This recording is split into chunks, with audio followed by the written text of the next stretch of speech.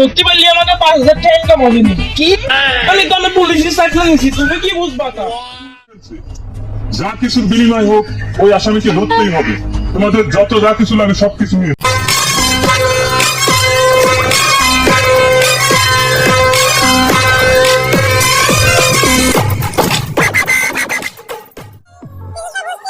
তাহলে শোনো, তোমার সব কিছু দূর করে দিচ্ছি আমি, জানো? স্যার, এই রোদে তো কেউ আসতেছে না, আমরা খালি চলে ডানে দিচ্ছি। টেন্ডারটা মুরগি গেলেই ধরতে পারলি আমাকে 5,000 টাকা ইনকাম হবে না কি? আমি তো পুলিশের চাকরি নিয়েছি, তুমি কি বুঝবা তা? মুরগি টার্গেটে ফাঁকা রাস্তায় গেল এই শুনতে।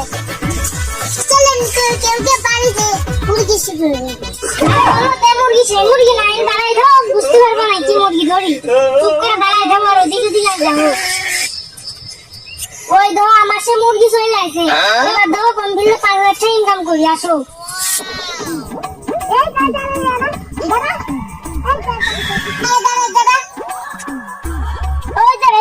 হেলমেট ছাড়া রাস্তায় কি গাড়ি চালাচ্ছি? স্যার, মামলা দিয়ে দেন, মামলা দিয়ে দেন। স্যার মামলা দিয়ে না, আমার নানি খুব অসুস্থ, দেখতে পাচ্ছেন না, তারপরে জন্য আমি 7টায় ঠিক মতো গাড়ি দিতে পারি নাই। একটা গামছা নিয়ে আমি চলে আসছি। আমার নানি এখন হসপিটালে ভর্তি আছে, আমি এখন তাকে দেখতে যাচ্ছি।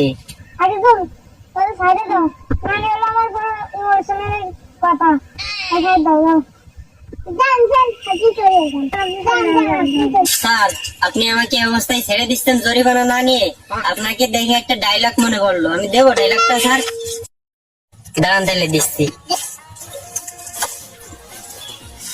বাইক নিয়ে যাচ্ছিলাম নানিকে দেখতে, গায়ে ছিল না জামা, মাথায় ছিল না হেলমেট, তাও স্যার আমাকে ছেড়ে দিচ্ছে। স্যার আমার ভাই না, স্যার আমার ভাই।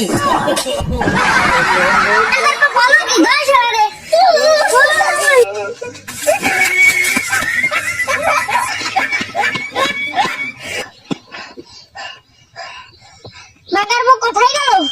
স্যার, ওই যেখানে তালাশ। হ্যাঁ ভাই, তো চলো তো গিয়ে দেখি। আরে সত্যি তো লাশ।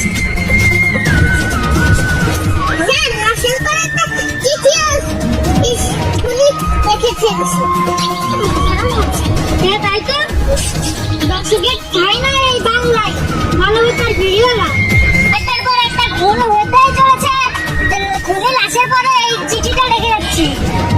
আমাদের খুনিকে এবার ধরতেই হবে, তা না হলে আরো অনেক খুন হবে এই খুনি। হ্যাঁ স্যার। কি করতেছেন আপনারা? একের পর এক খুন হচ্ছে, অথচ আপনারা কিছুই করতে পারছেন না। ভালোই কাজ করছে, সব দর্শককে মাইরে দিচ্ছে। আমরা যা ভাবতেছি না, তারা খুনি সব করে দিচ্ছে। তাই স্যার চুপ করেন, স্যারের ছেলে একজন দর্শক।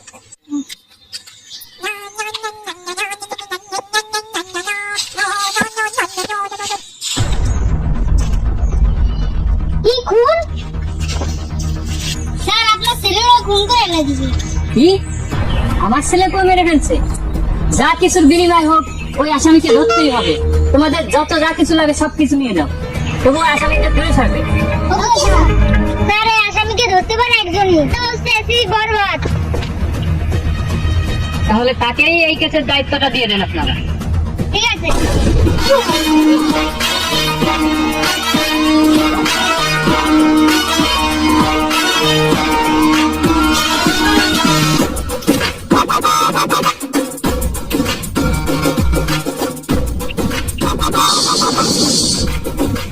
ওই জিল্লু মাল দে।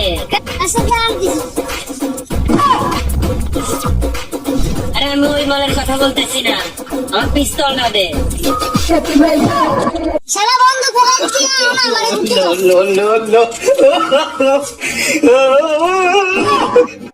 স্যার, এই পিস্তল বাদ দেন, ওই ধরে এমপি ছেলে মরে গেছে, সেই কাজটা আপনার হয়ে দিছি।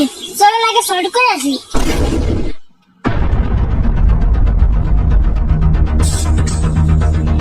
স্যার, লাশের উপর তো একটা প্রথম পাই গেছে, মনে হয় খুনি লেগেছে।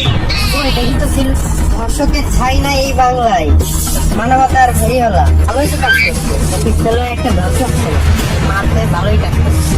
স্যার, পুলিশ যে কাজটাই করছে, আমাদের কাজ তো খুনিকে ধরা। চলুন এখন খুনিকে আগে তালাশ করি। ওকে চলো। যে কোনো কিছুর মূল্যে আমাদেরকে ধরতে হবে, বুঝছো জিল্লু? চলো চলো আমরা যাই। আরে স্যার আপনি এখানে? একটার পর একটা খুন চলতেছে, আপনারা কি করতেছেন? এই রিপোর্ট সব আমার কাছে আসছে, ওকে খুব চাপ আসছে, না ধরতে পারলে কিন্তু আমাদের খবর আছে সবার। স্যার খুনিকে তো আমরা ধরে ফেলেছি। স্যার খুনি একটু ওই পাশে রাখছি, ওই যে পাশে যে বাইকটা আছে ওখানে রাখছি, চলেন আমার সাথে, আমি আপনাদেরকে দেখাই।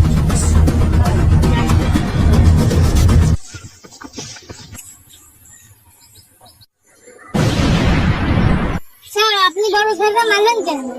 আর আমরা তো খুনিকে ধরতে পারি নাই। আপনি খালি খালি বড় স্যারকে ওদিকে নিয়ে মেরে ফেলেন, কিছু তো বুঝতেই না। তাহলে শোনো, তোমার সব কিছু দূর করে দিচ্ছি আমি কেন আছি স্যারকে। আমার এক কাজিনকে এমপি ছেলে ধর্ষণ করে মেরে ফেলছিল, এরপরে এই বড় স্যারের কাছে, আমাদের এই বড় স্যারের কাছে।